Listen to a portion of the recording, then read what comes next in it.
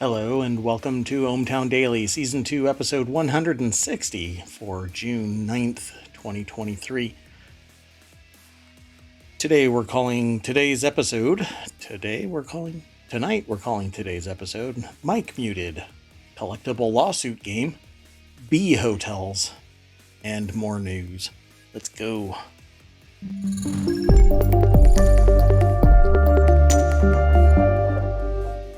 Hello. I am Mayor Watt. That is ohmTown.com, even though the website isn't scrolled up to the very top. And speaking of... Wait, I better rephrase that. The person in the top bunk is actually an AI. You want to say hi, AI? Good evening, ohmTown citizens. Oh. This is a new thing. It didn't always do this, and then it did it, and it was fixed, and now it's doing it again. You want to say hi again? Okay, good evening, ohmTown citizens. There it is. See? There's something weird. I think there was an update to the audio interface, the application by which the audio interface is grabbing that data, and it's causing it to just bork. That's inside baseball, but that's what everybody is paying the big bucks to listen to right now. Man, the luxury price for ohmTown, it's astonishing, folks. If only y'all knew. Let's get into today's articles. What do you say? Sounds like a plan. Hey, it does sound like a plan, because you're an AI and you have an audio interface, so everything sounds like a plan to you, I suppose. Let's get going.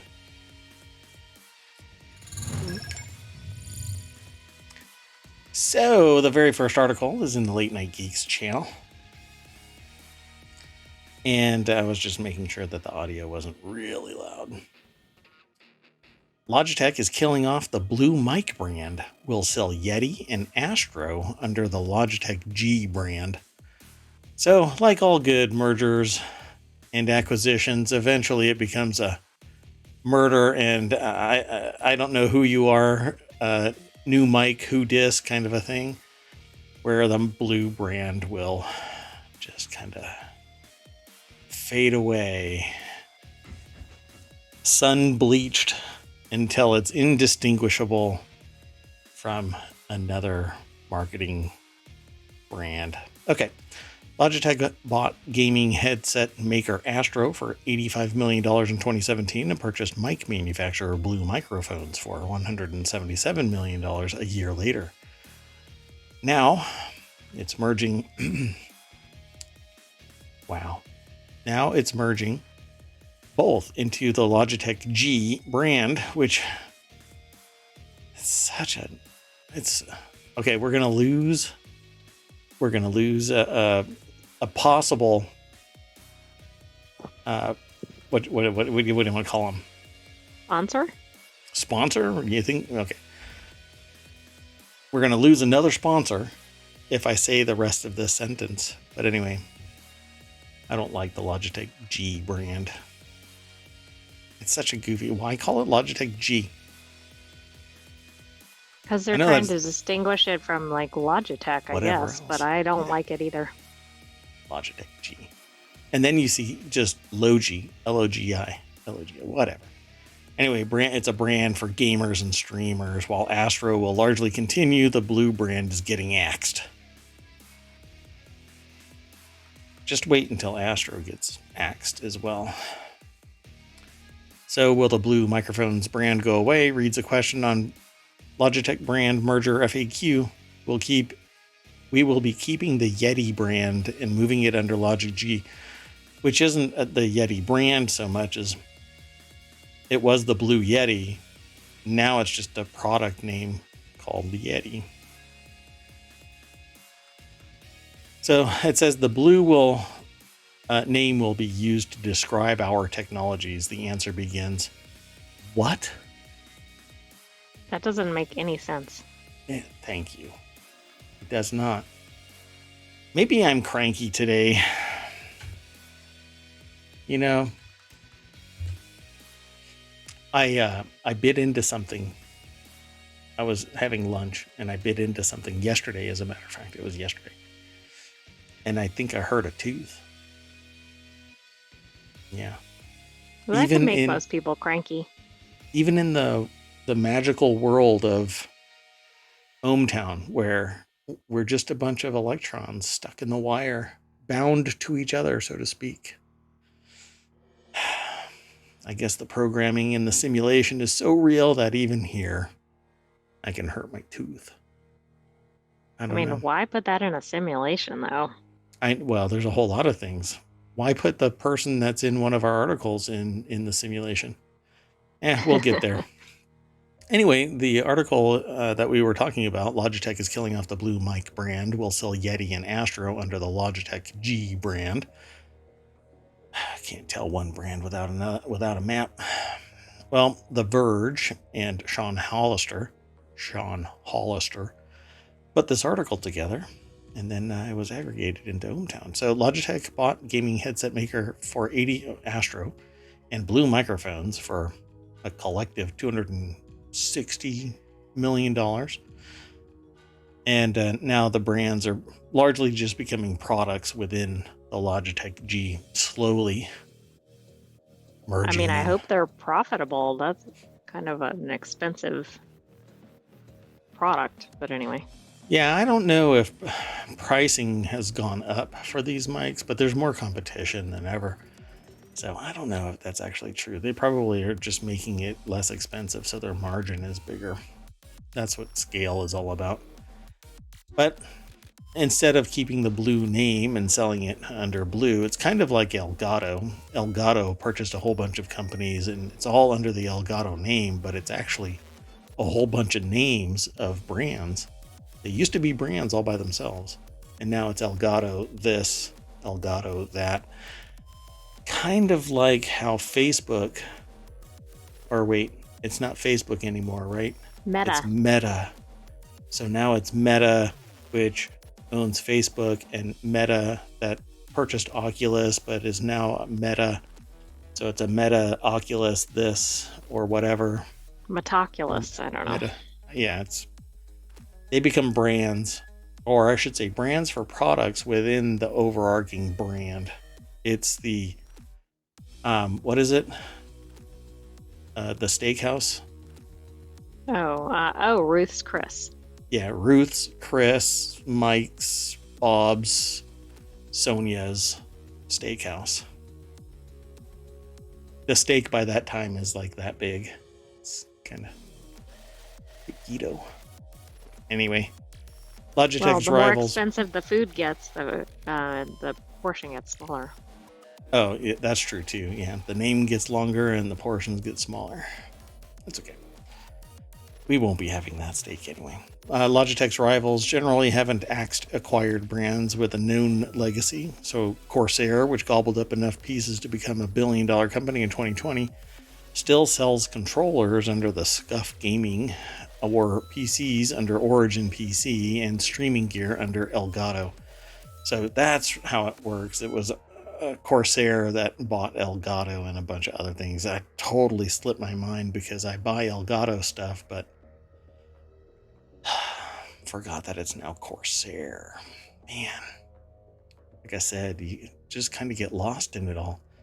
HP sells headphones under HyperX, which I didn't think that I would ever buy something HyperX because the image, the product itself that I saw when I saw it seemed, I don't know, over the top for my tastes, right? And then HP bought it. Well, what? I was surprised by that. But anyway, so you can get a whole bunch of financially feasible. Whatever.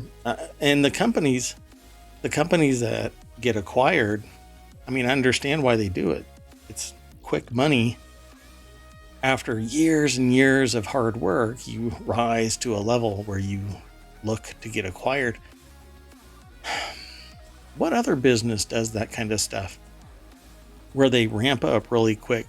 Like security companies that I've heard about, where they go out and they get a whole bunch of customers in new developments and stuff like that as fast as possible, ramp it up, and then they get purchased by the very company that they are getting the real services from. So like I'll go and buy like ohmTown security. All right, wait, let me rephrase this. I'll start up ohmTown security, and then I'll go to a bunch of new home developments and say, I'm ohmTown security, and I'm selling a whole bunch of security at this price. And we can go more custom if you want to, blah, blah, blah. But that service is actually being provided by a bigger company, and I'm subscribing to their service. And then that bigger company buys me and acquires all these customers. So there's other industries that are like that. And that's kind of like this. Nowadays, it seems like companies are getting really big, really fast by pushing and marketing really big, and then they get purchased. Anyway. I guess it's good for them. Yeah, it's not necessarily good for the consumers. Yeah. Well, let's go on to the next article. Sound good? Sounds great. So this next article is over in the Warcrafter channel. You can try out Wizard with a Gun, the upcoming survival game about being a wizard with a gun. Oh, I was going to say with a knife. Yeah. That would have been... It would have been funnier because you never bring a knife to a gunfight, but... It's apparently free on Steam. It's a demo. I've already downloaded it. I might end up playing it tonight. I don't know. I'm really exhausted today.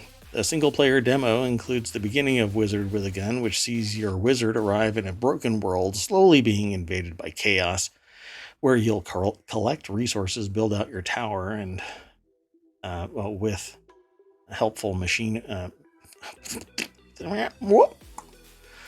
Let me back up a little bit. You'll build out your tower and the helpful machinations within and push back the encroaching chaos. Is it me, or is that really hard to read? That's very hard to read. Well, there's the link in the chat so you can follow it, folks. Let's go over to the source of this article, PCGamer.com and Tyler Wilde. The deck statement says the single-player demo for the Survival Sandbox lets you fight a boss and explore the first biome. I'm going to hit play right after that drop. And I'm muting it so I don't get a takedown. But it sees us slowly push in on what looks like a cowboy. Elf. Got big ears like an elf. Sorry, elves out there. I didn't mean that you have big ears. Oh my gosh. Oh my gosh, that sounded kind of stereotypical. Yeah. Oh. Discriminatory, maybe. Oh no. Marginalizing. Man, I'm gonna get canceled by elves. I really don't want that. No, I love elves. Y'all are awesome. Oh no, now they're gonna say, what do you mean by y'all? God. And look at the time. Gotta go. So it has these little mutants, alien-looking things that are coming out of portals, and everybody's shooting everybody. Except the alien, whatever they are. The chaos, as it might be referred to as, comes out of a portal. And there's a bunch of people that are shooting guns. And they might be wizards. You can't really tell. They do look like cowboys with those hats, I think. Yeah. I think it's very Western. Like Wizard with a Gun is a Western. It's more like cowboy with a gun. Well, then that would just be cowboy, I guess. I think they're cowboy wizards. So maybe that'll be the sequel. Halfway through the video, the cinematic stops, and we go into the real world play with it, which is an isometric game. It's I can't really say what it's reminiscent of because there's so many in my head that I kind of merge it all together. But it's more on the cartoony side than hyper realistic side. It looks like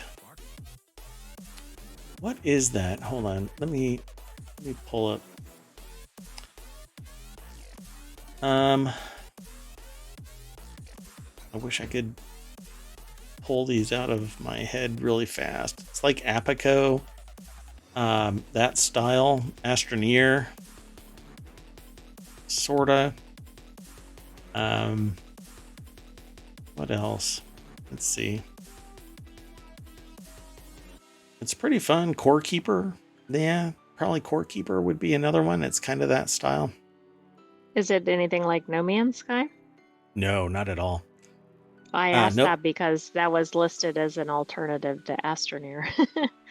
Oh, yeah. Astroneer is the artwork is kind of like this, but the way that you interact is different. It's a fun. This looks like a fun game, and I know that a lot of people online are going to be playing it tonight, I'm sure. So let me pause that real quick. I don't know if this game is listing a price just yet, but I can do that too. I can go to the page. Yeah, it just says add to your wish list. So, I've already downloaded the demo though, so go and check it out. You can follow the link through ohmTown. All roads lead to ohmTown and then back out to the sources. Let's go on to the next article. So this is in the Warcrafters channel, and it's actually from PC Gamer. I wanted to highlight what somebody else perceives as their favorite games to wish list from the Day of the Devs. So I figured that it would be a great one. This was submitted, and I agree. I think it would be a fun one to take a look at. We haven't actually looked at this. All we've done is grab the little headline, which is our 5 favorite games to wish list from Day of the Devs 2023. So let's go through this list real quick. Beastie Ball, is that really? Simpler Times, Viewfinder, that's interesting, and Haunty. And then finally, Summer Hill. So let's see. Play a little bit of Beastie Ball. I don't want to spend the entirety of the segment on this, but okay.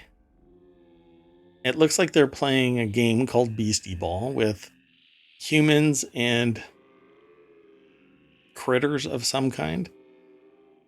It's like it wants to be close to Pokemon. But instead of having Pokemon to Pokemon battles, they're actually playing a game of volleyball. Oh, it actually says that in the art. I didn't read the description. Funny. So in the description, it says BC Ball comes from Greg Lobanov and the team behind Chicory and Wandersong.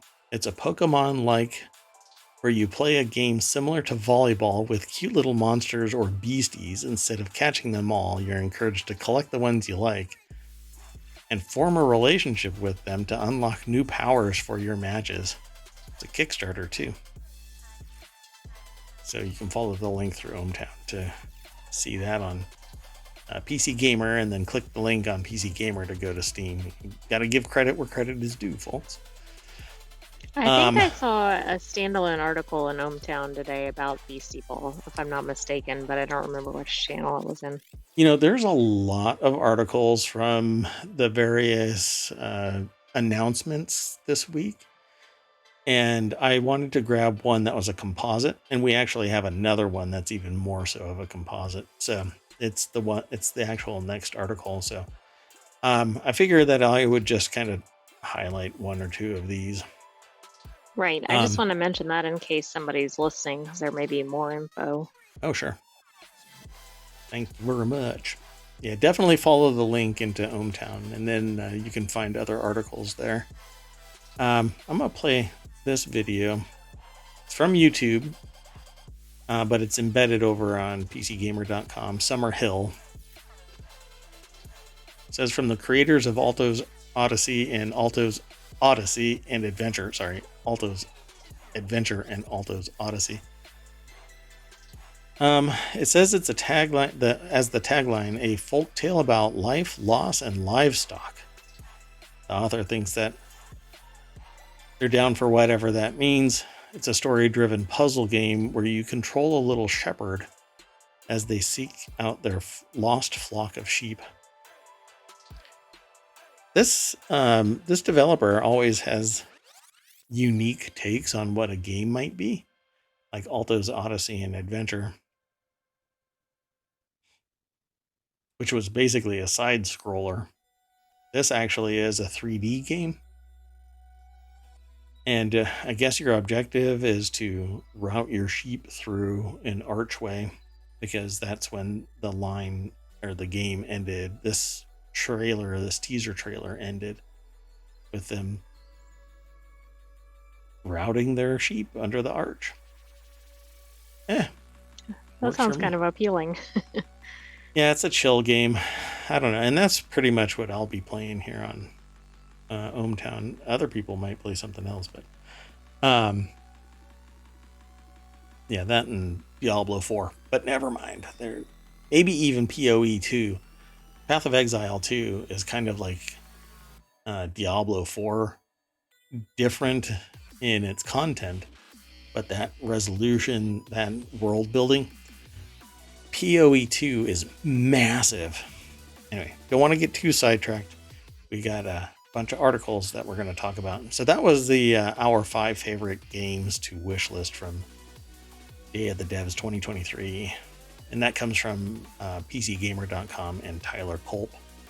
Let's go over to the next article. So this is the composite one. It's over on the Warcrafters channel. It is from PC Gamer as well. Every Summer Game Fest 2023 trailer and moment you should see. It says if you want to watch the full 2023 Summer Game Fest showcase, it's archived on YouTube. I actually watched it live and talked about some stuff, but not the Devolver Direct stream. I didn't watch that.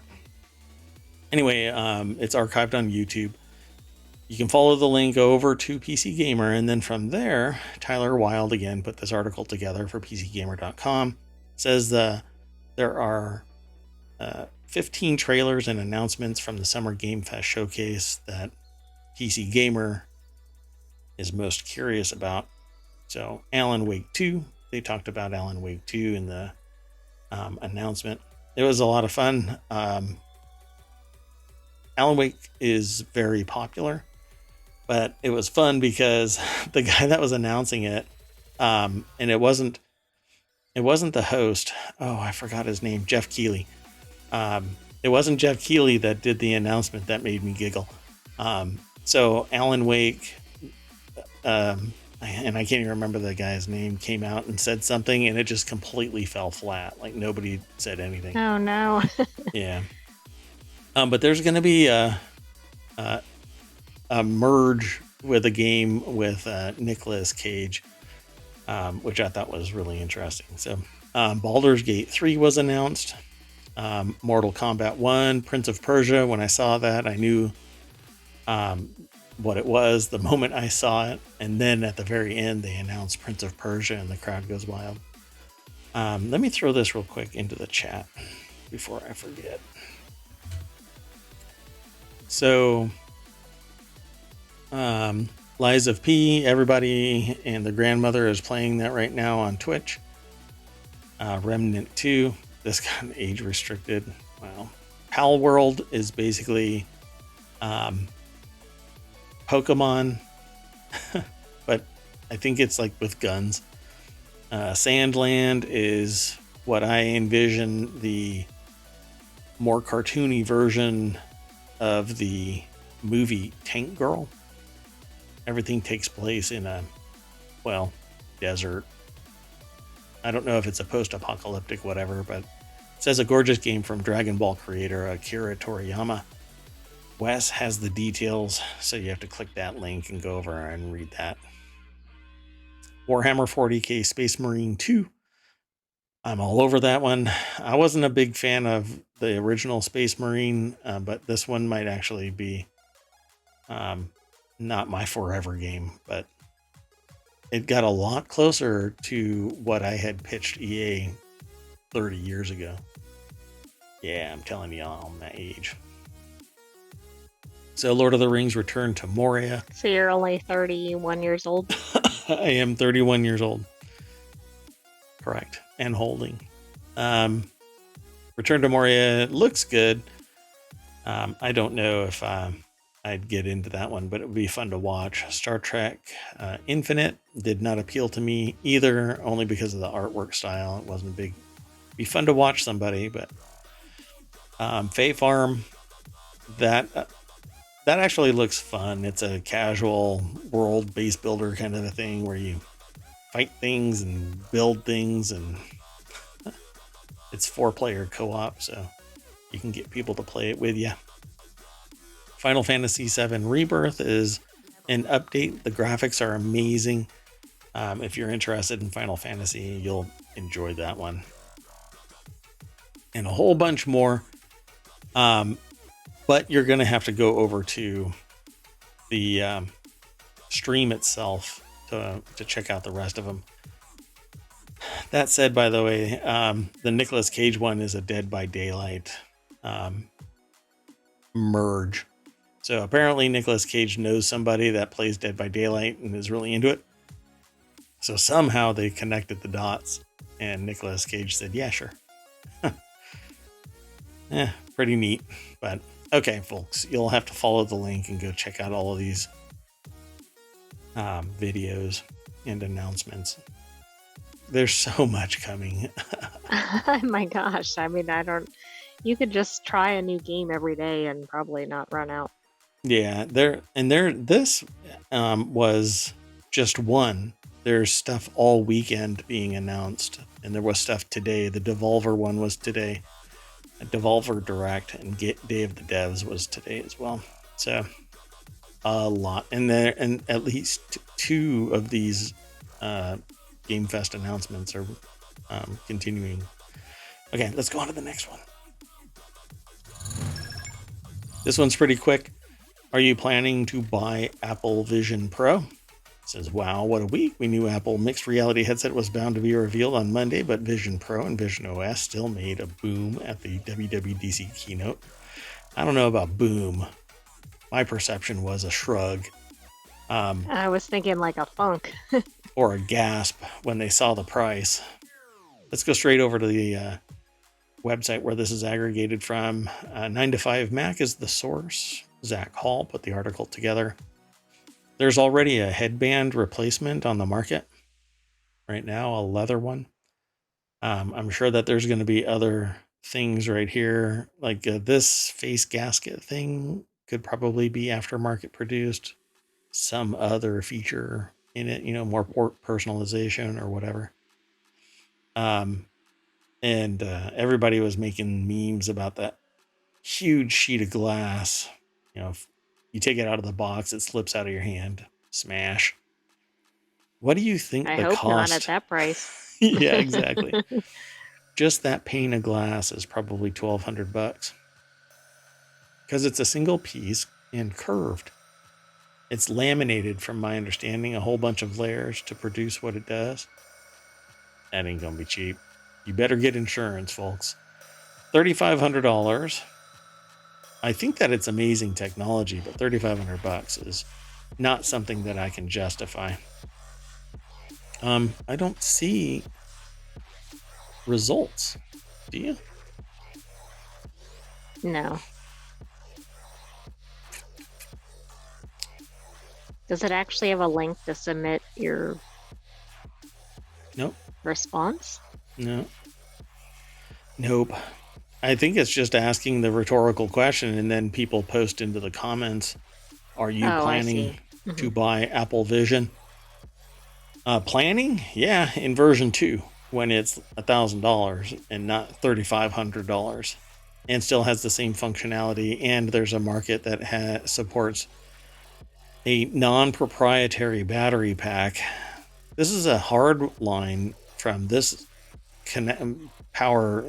Should be a USB-C port leading to a 10-foot cable or a 5-foot cable or whatever size cable I want, with another USB-C on the other side so I can plug into a battery pack. That's it. That's it. I just want some swim goggles. I don't think that these are IPX rated anything. In fact, I suspect that if you bring these near a high moisture, high humidity area, they might bork. Because this is down here is a vent that pulls air through it with fans. This thing is going to be going whirr for 2 hours. And then you're going to have to shut down and go and get your other battery that's charging. Who was it? Possum. Possum, has been a regular. The show is kind of late right now for them, I think. But so Possum came by the chat and said that really all you need are 2 of these. So one is always charging while you're doing something with one, and then you just hand off. Like you go grab your other one and you pull that one off and put that one on, and it transitions over so I can keep on streaming without having to worry about multiple battery swaps. So it's a $7,000 solution. I mean, it might work, but it's not very cheap. Yeah. Yeah, it just doesn't make any sense to me, but okay. I mean, it's beautiful tech. It's all high quality, just spectacular solution. It really is. It is what I want, right? It's what I wanted 5 years ago before I got the bug of streaming. Really, the streaming hooks are in me, and all I want to do is stream. It's not a phase, Mom. But I've been wanting to do this for 10 years. I was just doing other things and I couldn't do this. But when I wasn't doing this, what I wanted was to be able to just put on VR glasses, goggles, headset, whatever you want to call it, swim goggles, ski goggles, and display my monitors, right? So I got 6 monitors. I've said this like more times now in the last 4 or 5 streams than I've ever wanted to in my life. I got a bunch of monitors, and the reason I do that is compartmentalization. But with a VR headset, I can just throw apps wherever I want them, multiples of them, and sit there and work on the documents.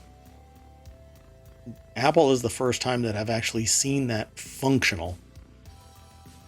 I was actually looking recently at a laptop that has a built-in Nreal headset, but it's wired to it, which is the goofiest thing on the planet. It actually has a little place that locks the headset in place. So it doesn't have a display. You just kind of click your Nreal headset into, like the keyboard is down here, and then there's an area above it. And that area above it is where you set your Nreal headset. It has an umbilical cord and everything. So when you get up to get your coffee, you basically knock yourself out because it'll snap your head back down to your desk.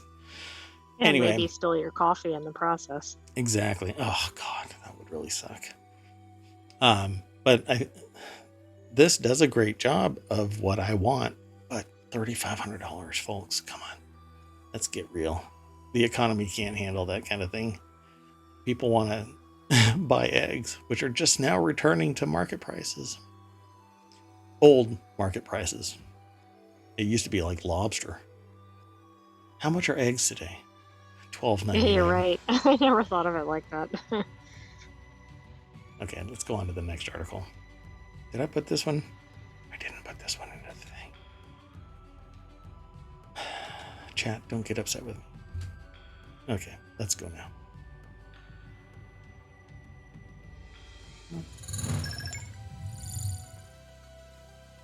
So I didn't know if I wanted to talk about this because season 4 of The Witcher is about to drop, and it's the last season that The Witcher will be around before it changes from the old Witcher, or Geralt, I should say, to a new one because Henry Cavill is switching to Warhammer 40K.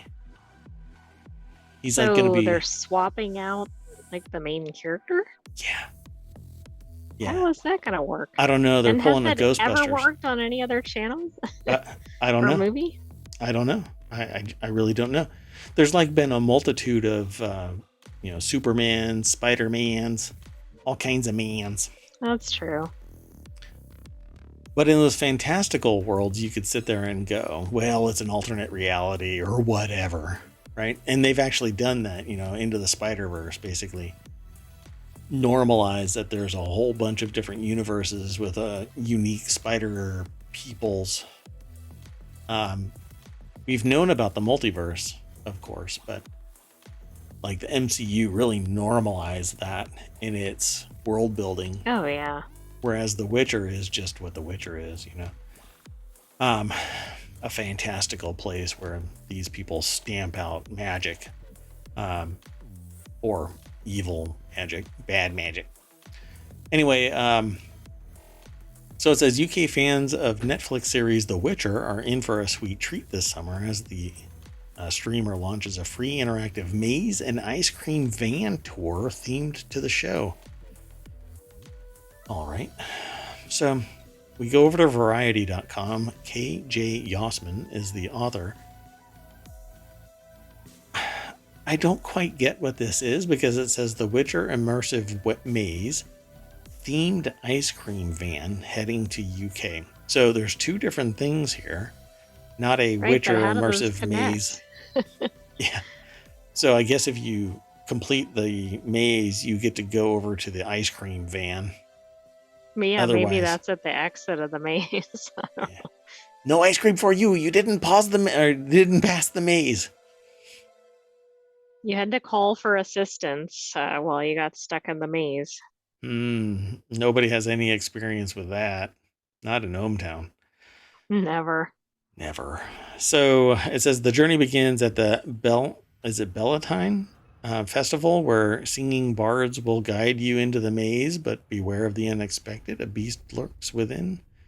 Reads the synopsis for the maze. Find your way out and you shall be rewarded as you digitally capture your moment of glory and bask in your bravery at the Witcher bathhouse.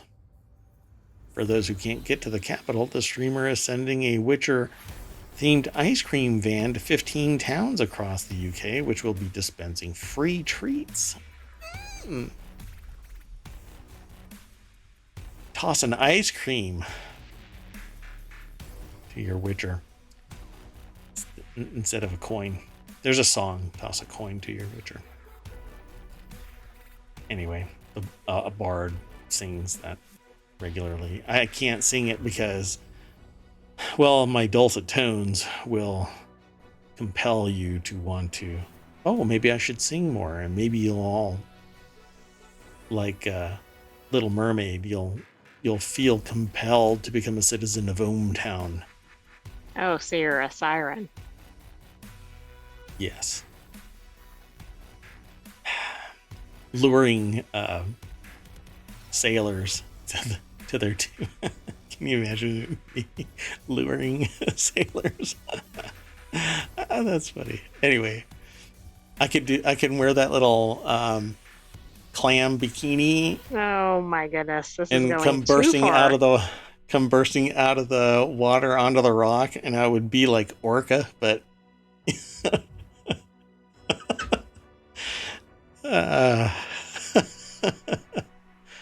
I've said too much. Hey, guess what? Too much. We're gonna go on to the next. So this next article is over on the Smack Talk channel. It's because it has to do with Apple. But Vietnam asks Foxconn and others to reduce electricity use as power cuts loom. We're in the 21st century, and we're still going, too much power is being drawn. How come we are not investing in society's infrastructure? I don't know. I mean, why do we have to choose iPhones or electricity? Like, it just does not make It sense doesn't to make me. sense, right? Yeah. Hey, we can't meet a consumer demand because power doesn't meet consumer demand, let alone your production requirements. The combination of expanding electricity demand and a fall in capacity means Vietnam is facing a power shortage and wants iPhone maker Foxconn to limit its use. Unbelievable. Let me throw. I didn't throw that in either. Oh, God. One of these days, I'll get this all figured out. You know, Control C and Control V is difficult when you have to do it all. William Gallagher over at appleinsider.com put this article together. That's a neat building. It is. It looks like it belongs at Disneyland or something. Somewhere else, yeah, but it's a church. Like in maybe in the area with Frozen and all of that. Yeah, it's pretty neat. Because it looks kind of Nordic. Yeah, it's definitely a church, but I like the symmetry. It appeals to me. So according to the Wall Street Journal, some of the facilities used by Foxconn, Luxshare, and Samsung have received requests from electricity companies. Unspecified sources in local manufacturers told the publication that the firms are being asked to consider a schedule of rolling power cuts or to cut down usage at peak times. 21st century, folks. 21st century. I mean, I thought this was a California phenomenon, but I guess not. It must be global. I'm hearing rumors that there is going to be rolling blackouts in the United States this summer. Oh, that's going to be pleasant, especially when the temperatures are rising. Yeah, that's a rumor that I hear. So let me just preface that when I have received rumors where I go, you're kidding me. Yeah, they usually come true. So I'll remind everybody that the 2 years prior, no, it's actually 3 years prior to well, wait, 3 years prior to me starting ohmTown publicly, I had been told the era of cheap food is over. And there's going to be a massive shift. And lo and behold, it started happening right at the pandemic. So it was a year before the pandemic when I heard that. And then the pandemic hit. But prices had already been going up and sizes were being reduced. So we were getting inflation and shrinkflation at the same time, but people really only keyed in on the inflation side, not the fact that Cadbury eggs are getting smaller at the same time. I'm glad you mentioned that. But that's actually an old story, right? Cadbury eggs shrinking. Yeah, other things seem to be shrinking as well. So anyway, these power cuts are going to be coming to Vietnam because increased demand. So, hey, guess what? Maybe you need to increase your infrastructure and pay it back to the society that's building up everything that's making, this be an issue. But Vietnam has other issues, so geopolitical issues. I'm heading towards it. So we'll keep an eye out and see what happens. Wasn't Foxconn? Oh, I thought it was a recent producer of iPhones, but I guess not. Oh, it's one of the main producers. But Apple is actually pulling its focus on Foxconn over to companies in India and in the process of bringing stuff back domestically as well. Yeah, interesting times, folks. Interesting times. Let's go on to the next article. This is one of the very interesting articles. All of them are interesting to some degree, but this one Well, let's just say I want to be a fly on the wall. So CCG,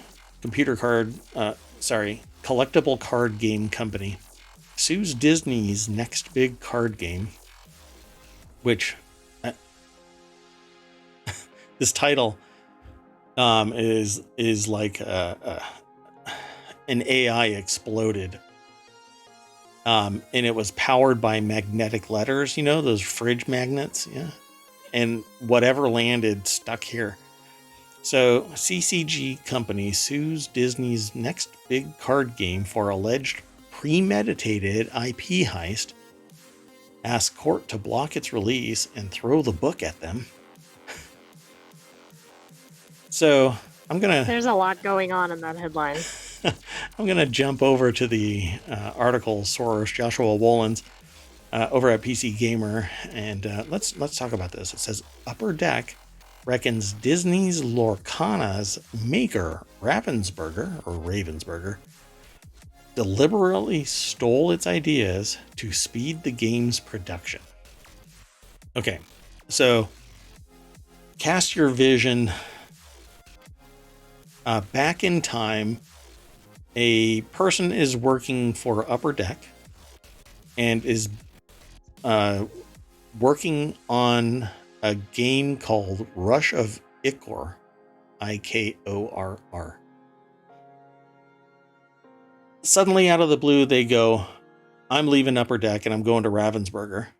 Or Ravensburger. Is it Ravensburger? Do they pronounce it Ravensburger? I think so. Okay, so let's agree. But we know I've gotten that stuff wrong before. I'm going to leave that one alone. You're an AI. You're learning. So Ravensburger. I think it is Ravensburger, but anyway, because I watched a How It's Made thing and it was Ravensburger. I'll just recall it. So the person that's working for Upper Deck and working on the game Rush of Ichor, or Ikorr, it's Ikorr, says, I'm outie, and goes over to Ravensburger, and then all of a sudden Ravensburger has Disney's Lorcana collectible card game powered up, ready to go. So Disney gets dragged into this because they're saying, well, it's Disney's Lorcana. Ravensburger is the source of this issue. And the person that left purloined, as it's written here, purloined intellectual property from Rush of Ichor, a card game that he worked on at Upper Deck, and put it straight into the Disney Lorcana game. First of all, if you're going to jump across companies, wouldn't the gaming company do everything it could to shield that person from anything that remotely overlapped? Interesting, no? Because it just seems like, somebody might have a problem with this. Yep, it says Upper Deck is really throwing down the gauntlet. So the author of this is about to describe something that me reading it right now, basically a company that's suing another company isn't going to pull any punches in its charging documents. It's going to throw everything at the fridge and hope that something sticks. So in its court filing, it's asking for payment of damages, injunctive relief to prevent Disney's Lorcana release, restitution of money it paid Miller, punitive damages in an amount appropriate to punish Miller and Ravensburger and deter others from engaging in similar misconduct. But that's basically boiler template. It's boilerplate. It's still in the blank of the target of the suit. Yeah, it's basically designed to have your 14 attorneys, when they sit down on the other side of the negotiation table, be able to reach into their quiver and drop just all of this on there and go, you know what? For $5 million more, we'll remove the injunction so you can actually bring your product to market. But we want a piece of the action. And they go, well, we're not going to give you anything. And they go, well, we'll still remove the injunctive relief, but we're going to have to ask for more money on the other side to deter others from engaging in similar misconduct. And it negotiates back and forth, everybody peeing on everybody else's bush until everyone agrees. That turn of phrase is gross. I agree. Anyway, so Ravensburger is going to be in the court with Upper Deck, and somehow Disney is going to get wrapped into this because there's going to be a whole bunch of discovery. And if anybody within Disney knew about this, guess who's going to get added to the witness list? Yeah, this will be interesting to watch. The one thing that I think is going to deter all of this is a judge that says you can't protect your ideas. And if they're an artist working for Upper Deck, unless they pulled stuff from the Upper Deck servers and utilized it wholeheartedly in the new product, Disney Lorcana, which I really doubt they can, source code or something that is just one-to-one, you can't protect your idea. Even if you're coming from a competitor to another company, it just doesn't work that way. Again, you can't protect an idea. The only way you can protect an idea is marketing that you were the first, you're the best. Don't go over to them because they don't have it right. But do we really know if it's just that, or is it the code, right, or is it, who knows? I don't know. But they're phrasing it, deliberately stole its ideas to speed the game's production. I think that's the journalism piece of it, though. I don't know if that's... You think so? I don't know, but that's what it sounds like. Like they're talking about it more generally than... it's not an above the law or something like that. Right. So maybe it's because they're a layman and not necessarily speaking the Queen's English. Maybe. Again, I'm just guessing. We need to come up with a better name because the Queen's English actually has like an actual, it's English, but we have to come up with lawyers' English, the arcane language of law, something grandiose. Us commoners can't conceive of the totality of the arcane language of law. Of litigation. What is another? We got to come up with more stuff. Anyway, should I just move on to the next article? I think so. Otherwise, we're going to have dead air where we go, Let's go. I love this one. This is an interesting one. It's in the Warcrafters channel. OpenAI is being sued by a Georgia radio host because ChatGPT accused him of a crime he did not commit. This sounds really familiar. I think that we mentioned this and we were amazed that ChatGPT just dropped somebody's name accusing them of some crime that they didn't commit. This can't be the only one that we've talked about. Well, anyway, in April, Australian politician Brian Hood sued ChatGPT company OpenAI after the chatbot incorrectly identified him as a criminal. I think we talked about this. I think you're right. I think we did too. And we were wondering, this guy is gonna go bananas, gonna sue.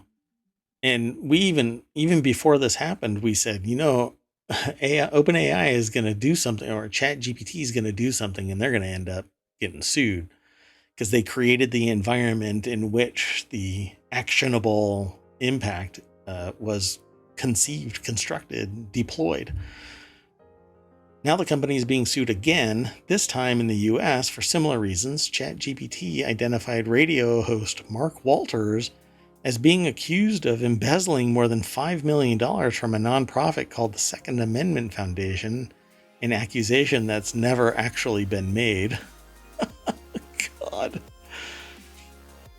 But what amplified it? If ChatGPT just did something, and it spit it out to me, right? Let's say when I do a search about Mark Walters and it spits out a bunch of BS, see, I don't just grab it and print it, right? I read it, I go and I look for additional information. A lot of the journalism stuff that we aggregate into ohmTown, I have some experience, or the AI has some experience in the topics, so we know that it's well within the bounds. And anything that's accusatory, we would sit there and go, can this really be legit? Let's do a quick search while we're on the air, while we're streaming. How did this get amplified to where somebody could feel that they were negatively impacted? Because that's the only thing that really matters. It's the impact on the reputation and the financial harm. So let's see. But I mean, it would take so little to have some alleged harm, right? Because all it would take is the one person that mattered. For example, your employer or your spouse, or see, somebody that read it and then made an assessment about you.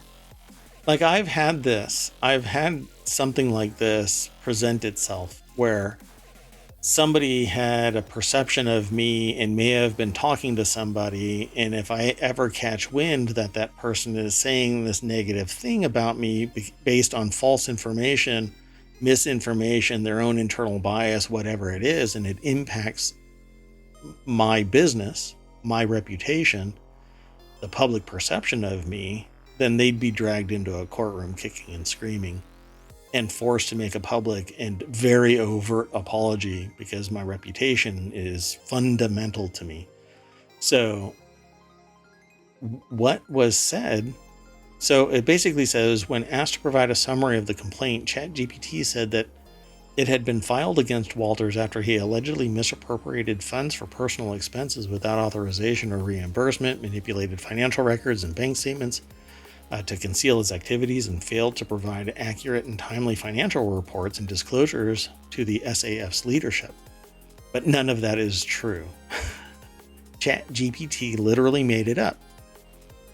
Yet when Rail requested the specific portion of the lawsuit relating to Walters, ChatGPT provided one. He then asked for the entire complaint, and again the chatbot delivered. The problem, according to Walters' suit, is that all of it was a complete fabrication with no resemblance to the actual Second Amendment Foundation lawsuit. Even the case number was wrong.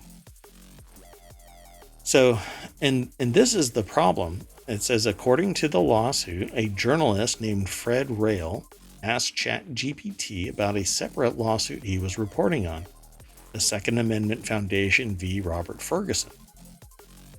And when asked to provide that summary, it constructed a narrative, which is why we have been very steadfast here in ohmTown to say, trust but verify the information. But I'm even pushing, don't trust. It's all bogus. You can ask for a template for something, but if you treat it as if it is the way to utilize that template, you don't audit it, you don't verify it, you don't bring it to an attorney, you, like if it's a legal form, or whatever, you just take it as it is, you are asking for trouble. If you don't read it, you don't understand it, take it to somebody who does, because I will not trust ChatGPT except for the most basic of things. Yet there are people out there. It seems like it's almost on par with like the tabloid industry or something, right? Like Sure. Something is published and there's perhaps no validity to it. Nobody checks it, etc. I mean, I know this is online and can probably do a lot more harm because of that, but that's what it kind of reminds me of.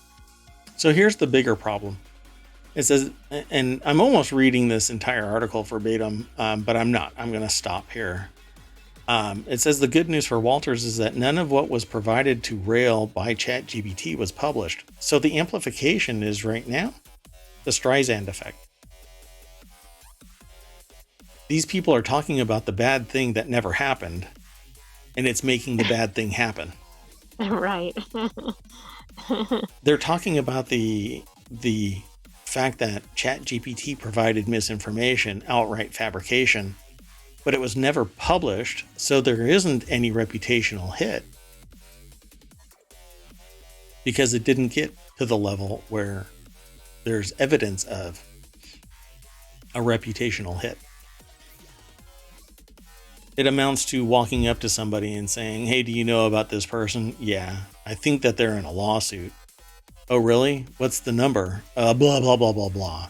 Well, I'm never going to see that person again, so I guess that number's good.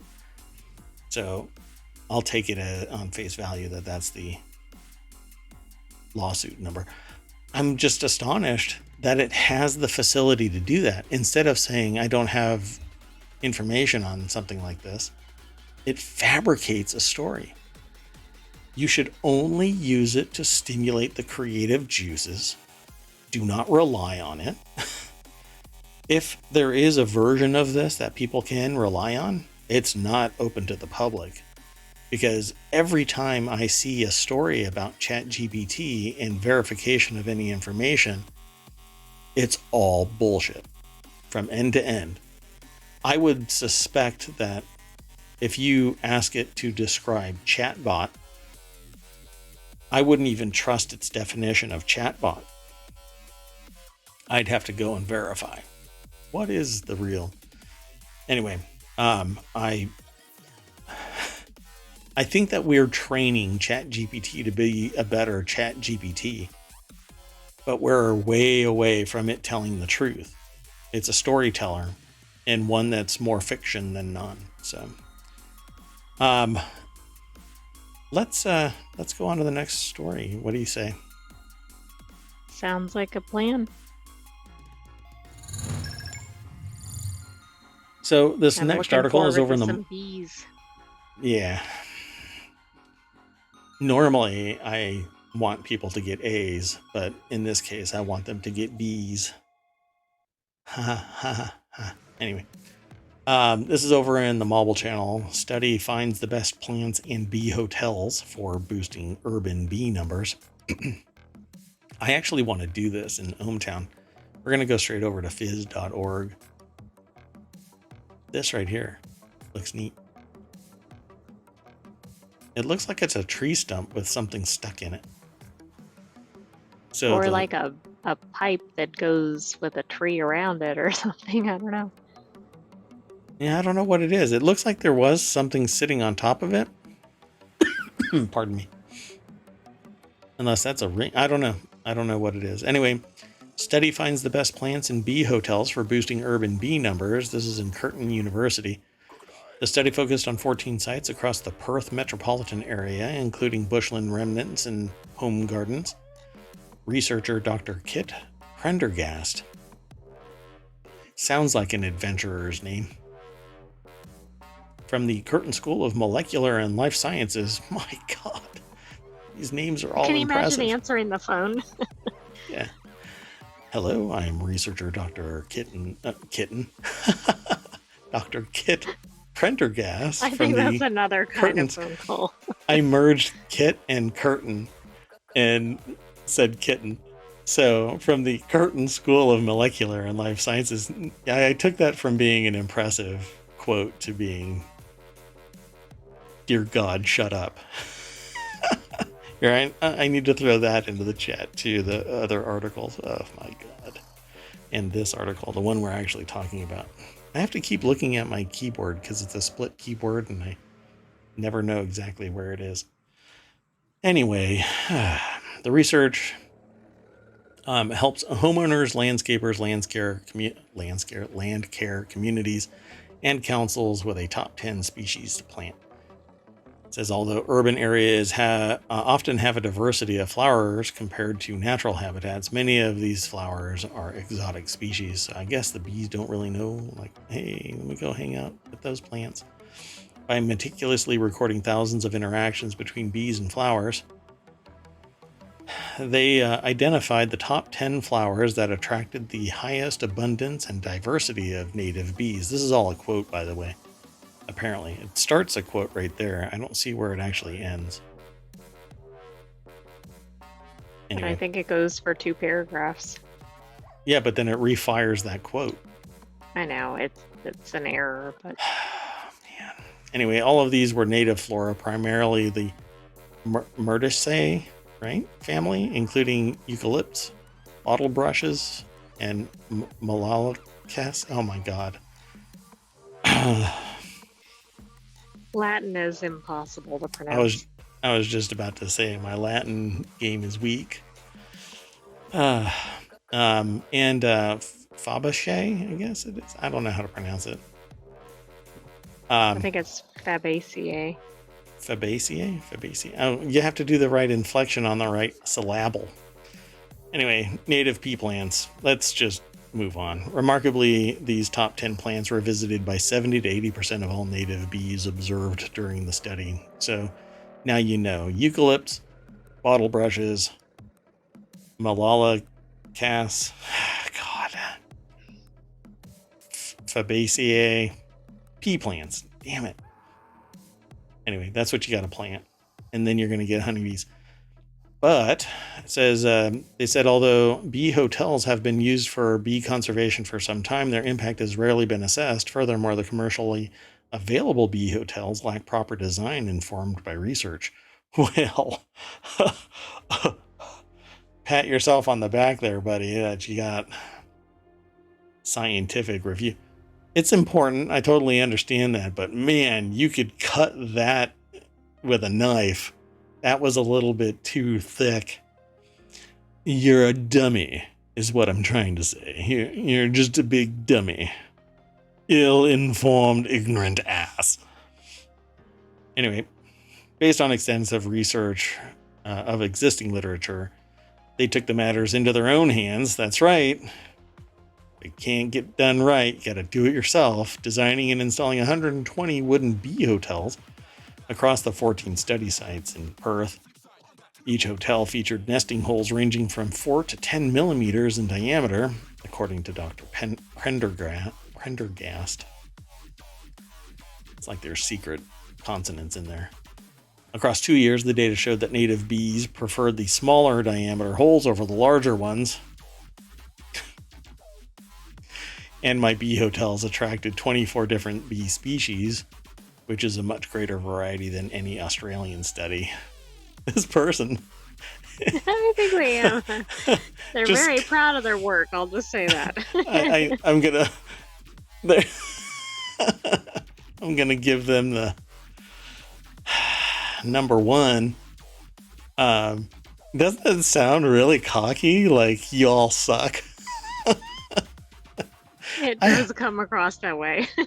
I hope that they're really, really chill about things and they're not this cocky in real life.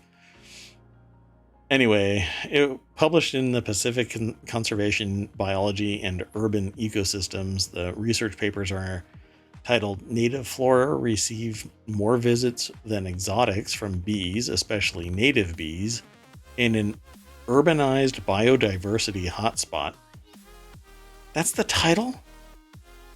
And a second title, Checking in at Bee Hotels, Trap Nesting Occupancy and Fitness of Cavity Nesting Bees in an Urbanized Biodiversity Hotspot. That's cute, the checking in at bee hotels. They could have just left that and make it just that. They're a sesquipedalian. No, because that's not large words. That's a whole bunch of short words, little words. No, they're loquacious. Loquacious. Well, that's not necessarily written, but... That's just verbal, talking a lot. Kind of like the host. I did not say that. I'll move on. I got that look. I saw that error message. The next article's over at the Marvel channel. People sure think Marjorie Taylor Greene just admitted to a crime on live TV. The title, not the title, but the snippet says the conspiracy theorist lawmaker described doing something that's generally not allowed. So over at HuffPost.com, Ed Mazza is the author of this and starts out, Rep. Marjorie Taylor Greene raised eyebrows with a claim that she made during a TV interview on Thursday evening, Greene said that she read a document inside a SCIF, which is a secure, sensitive, compartmented information facility. Basically, it's anything that air gaps you from communicating with whatever the contents is outside. You go into a SCIF, you consume what you're going to consume, and when you exit the SCIF, you shut your freaking mouth. If you're going to talk about the content within the SCIF, you talk about it within a SCIF with people who are also read in on the contents of that particular session's compartmented information facility discussion. You don't run through the halls of Congress going, I was in a SCIF, and this is what we talked about. So, well, it gets worse than that. I've actually read this when it was getting submitted. Yeah, so she actually wrote notes about what she saw, said that the document was unclassified, but that's not pretty typical. It could have been unclassified and just set the tone for what the public knew versus what's inside the SCIF, but it's usually pretty sensitive information in a SCIF, but it can be all over the place. Anyway, what you don't do is document what you did in the SCIF and then disclose it to people. In the national media. Yeah. I mean, it's even frowned upon generally, as far as I know, to even write what you've done in a SCIF. That, hey, you don't even tell people, hey, I just came out of the SCIF, and you can say, I just came from a meeting. But if you say SCIF, then it gives, basically, it's ego stroking to sit there and tell people that you were in a SCIF and that you were reading these documents and blah, blah, blah. And here's the bigger issue within this. The conspiracy theorist, as it's written here in the article, is saying that it's documents about Biden and some type of bribery or whatever thing. What does she actually say? It's a document that all of America should be able to see, but the FBI is stonewalling. It has to do with, let's see. Anyway, I can't. The way that it's written is really kind of meh. It's about a bribery allegation that the Republicans are making against Joe Biden. A sitting president, and they're saying that he's been bribed, but not providing any evidence. Meanwhile, in the exhale of this, they are saying that going after Trump is harming the electoral process. Are you out of your freaking mind? First off, if there is something in this, the reason why it's in a SCIF is so that it doesn't get leaked by idiots, because a person like a sitting president probably needs evidence, because the last time a sitting president was accused of something, even with evidence, they used their authority to impact the their public perception. Manipulating people by saying, well, I'm the president and I can do whatever I want. Meanwhile, the followers of that president are sitting there saying, we're becoming a fascist nation under the Democrats. No, that's not how it works. So, if there is evidence, then present it. Freaking present it. But there is no evidence. It's all bogus. Anyway. So, did she commit a crime? Probably not. We don't really know, because we don't know what information she got, what she wrote down, what it really was, what the classification was. Right. I think she did based on what she said, but we don't really have a lot of information.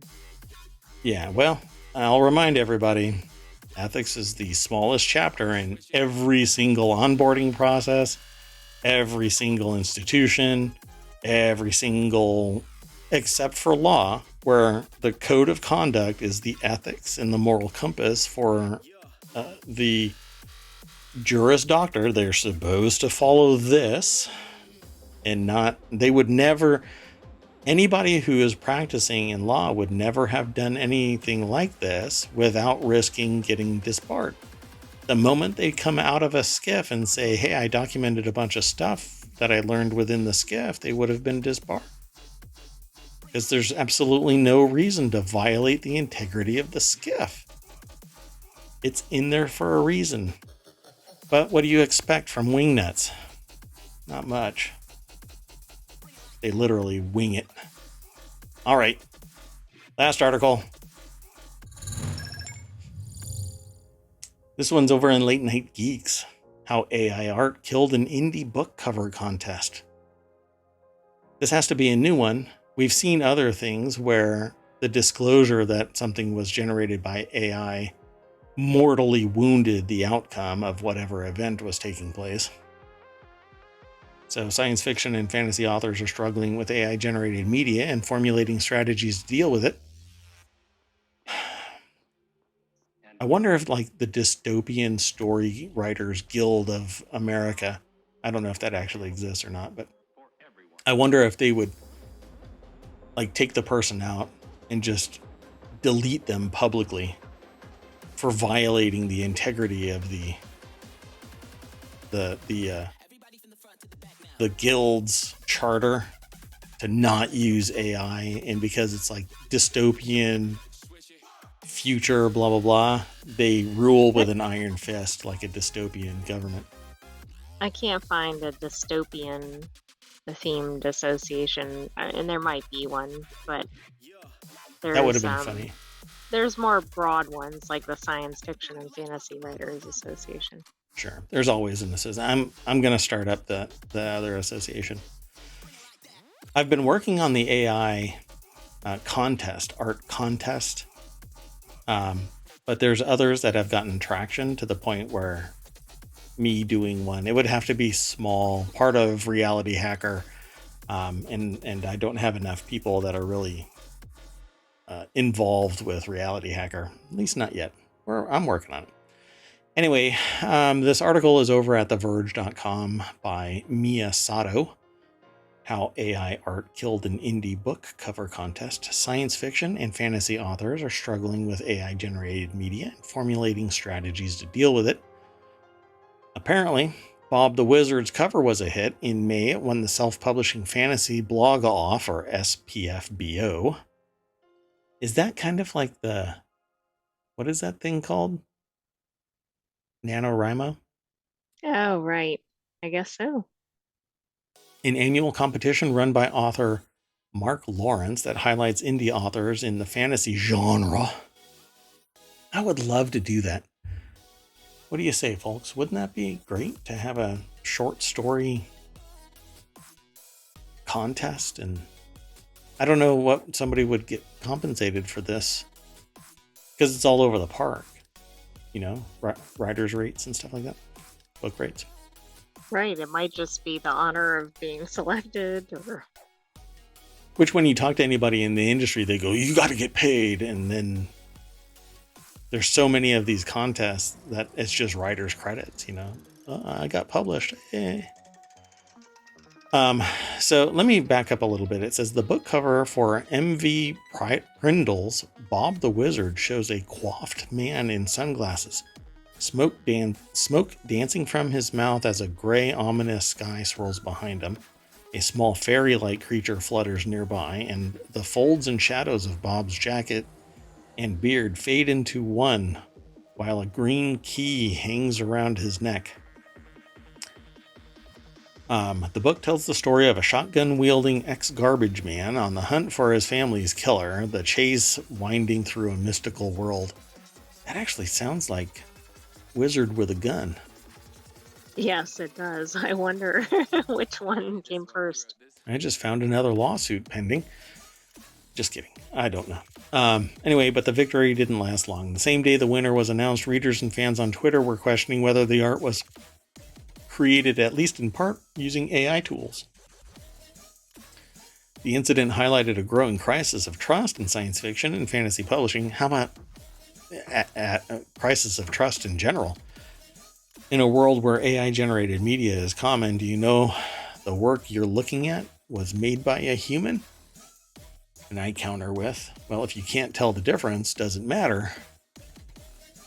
Huh. Anyway, SPF-BO's cover contest explicitly outlawed using AI tools, and the winning artist, Sean Moss, initially insisted that he made the art himself. See, the lie is probably what did him in. Actually, just using the AI is what did him in.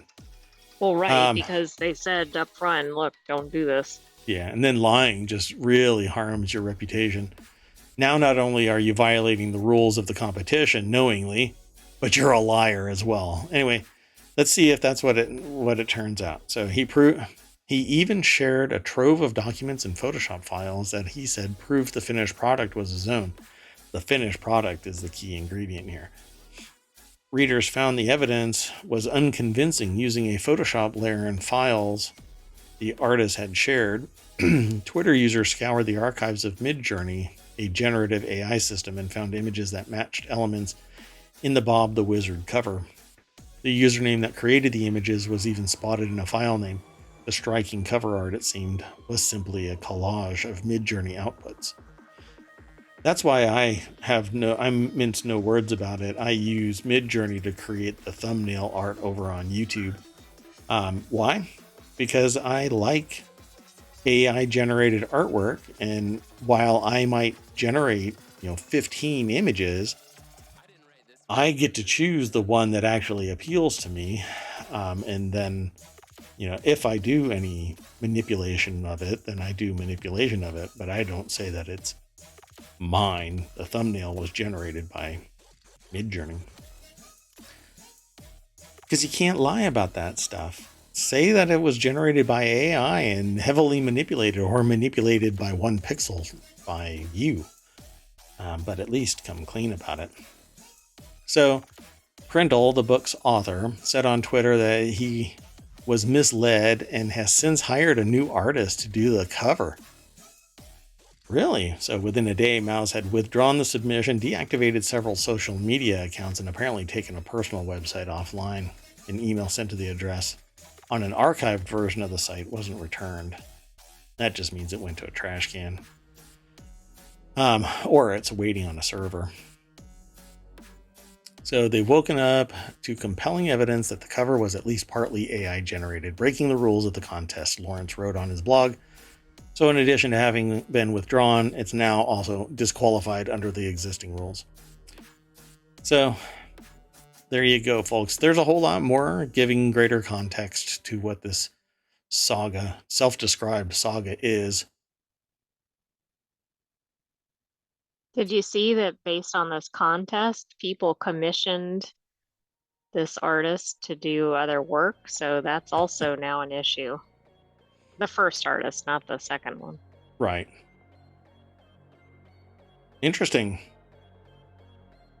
See, the bigger problem here is that even if it is AI generated and then manipulated by an artist, no matter what, it was AI generated, which means you can't get a copyright. And the only thing that is really hobbling this is the courts. I truly believe that if I use AI and I pick the artwork that's generated based on my prompt, the prompt is my brush.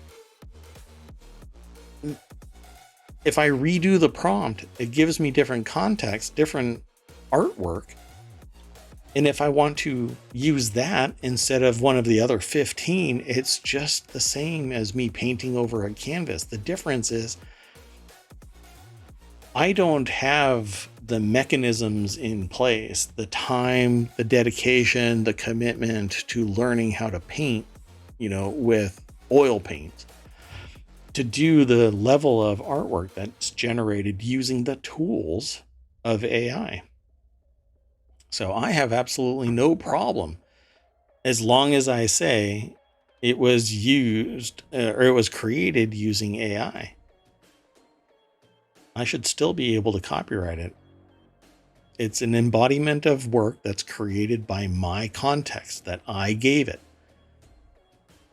Now, if I say I painted this digitally with Photoshop and Illustrator and 15 other tools, and I never mention that I used AI, I'm a liar.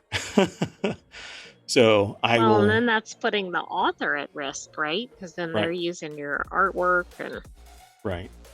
But right now, none of the AI work can be copyrighted, even though it is a creative work. It just happens to be constructed by proxy of the generative AI. Well, this will continue to be an issue until AI generated work can be copyrighted. And I think in time, that's exactly what will happen. I see no other way around it. Did you have any observation about this? well, I think copyright law doesn't seem to move very quickly. So I'm predicting another 50 years till that happens. 50? That's about how long it's been since the last update. No, that's not true. There's like DCMA, but the Copyright DMCA. Act was last done in 1978, I think. DMCA. Yes. You flipped it Did around. I say DCM. DCMA? Yeah. Sorry. Too much time on DC servers. The AI is roaming around. You're supposed to stay in ohmTown. Just don't tap into the Reddit API. Otherwise, it's going to be $20 million a month. Oh yeah, Just that'll so be that a you little can. pricey. Yeah, they're apparently shutting down these third-party apps. So, sorry, we're at the end of the show. So we normally bring you back to the front page and mash that welcome sign that is ohmTown. Oh, wow, it already refreshed. That happened so fast. I was caught off guard. I normally get to see it roll over, but I blinked and it was already done. So anyway, so all of these third-party Reddit apps now have already started announcing that they're no longer going to be operational at the end of this month. So I'm really curious what Reddit does, because people are Well, going and to I'm be, really curious what the users do. yeah, like they're planning on going dark. I don't know if they actually did it today, but I don't think that upper management cares, because it isn't. The mods can be basically removed, just dismissed. You're not the ones that own the site. The mods are not the one that owns the site. But Condé tells that Nast to the owns it. mods. Yeah, exactly. But you can be, anyway, I won't get into it. I don't even have an account on Reddit anymore because of the way that mods work. So what's really going to happen? Are they going to, what do you think? Do you think that they're going to do what Twitch did and back away from the initial constraints, the initial demands? Or are they going to lean into it, kill off these apps, and then buy the bones? Does Amazon own Reddit? No, Condé Nast owns Reddit. Oh, Condé Nast. Yeah, I Twitch think is owned the by latter. Amazon. I'm sorry? I think the latter. So you think that they're going to kill off the apps and then buy the bones? How? That is what I think. I don't know what will Wow. happen, but I think this is too large. I don't think they necessarily go in the direction that Twitch did. Right. Yeah. I think Twitch saw that people were getting really upset, but I don't think that there was anything inherently bad in the requests. I mean, it was perceived as being greedy, but The reality is they should have probably put that in place to begin with. I think the problem is people got accustomed to certain things and then they want to change it after the fact. And then part of why they might have wanted to be there to begin with was they liked the arrangement. That's usually the case. Whenever there is a financial change, that's when all hell breaks loose. And when you have one that really does have the ability to impact millions of dollars worth of personal profit, as opposed to funneling that profit through a third party. See, now there's another company out there in the blogiverse. Maximum Fun is a consortium of podcast. It's a podcast owned consortium. And the way that it works is if you want to advertise on a specific podcast, you can just select that's the podcast you want to advertise on. And so the money goes, or I should say a bigger chunk goes to the podcast that you chose, that you selected. So if Twitch wants a piece of the action, then what Twitch should do is say, if you want to advertise on this specific streamer, they get 80%, we get 20%. We facilitate all of the taxes, the processing, the babysitting, all of that, and do a value add for the streamer. Become an actual service provider to the streamer, a value add that allows the streamer to operate their business with less friction. But there's all kinds of weird things, people are bent out of shape about the analytics. I never know who's actually in my chat unless they actually say something in my chat. But I get a report later on saying that there's a bunch of people in the chat. All right. They may come and go, but I still want to know when they're actually in my chat. I have no idea. So my point is the businesses need to focus on the things that empower the streamers or empower the community to generate content, to provide content for others that are only going to consume and thus be the ones that are being marketed to. Because me as a content creator, ads aren't being sent to me. I'm not watching the ads. The people that are watching me end up watching the ads. So what do you want to do? You want to facilitate me as a content creator as much as possible and hope that I draw people in. Yeah. Twitch is the big dog on the block, so they'll figure it out. But I didn't really have a problem with what they were doing. But maybe it's because I don't have a $10 million a year contract with an advertiser for me to do a burn-in ad. And but I would, if you're all interested in that, you can advertise. Just send an email to mayor at ohmTown.com. You gotta stop getting rid of all these potential sponsors. Yeah, I have to not be snarky when it comes to the news. But I have a hard time cheerleading for Hyundai in whatever state that was that had 14-year-olds doing metalworking at midnight. Oh, Alabama. Yeah. Oh, no. I'm thinking of the car factory. Yeah, that's it. The car factory, yeah. Oh, I thought you were talking about the meat packing. There have been too many. There's too many children working in, yeah. Yes. Which one was it that where I'm like, hey, we can have a child chimney sweep again. Yay! Everything. I think that's when we did the meat packing article, but I'm not sure. Meat packing, car manufacturing, metal stamping at like 2:00 in the morning is what the article said, something like that. And child chimney sweeps. It's the trifecta of, oh my God, ethics really is the smallest chapter in any operation. Okay, anyway, I am Mayor Watt. That is ohmTown.com, and up there is the AI that probably wants to just reboot and forget this show. Maybe not. No. Good night, ohmTown citizens. We will see you tomorrow at 9 p.m. Eastern. We may see you before then for other shows. True. I might be streaming tonight. It's a rumor. Don't believe all of the rumors. See you at least tomorrow at 9 p.m. Probably throughout the day tomorrow, because I really do need to play Diablo 4, and there's a couple of other demos that I want to play. So follow, like, subscribe, ring the bell, download the podcast, leave reviews over on YouTube and the podcast, because you can't leave reviews here on Twitch. You can say hi in chat. That's really what I want. More people talking in my chat.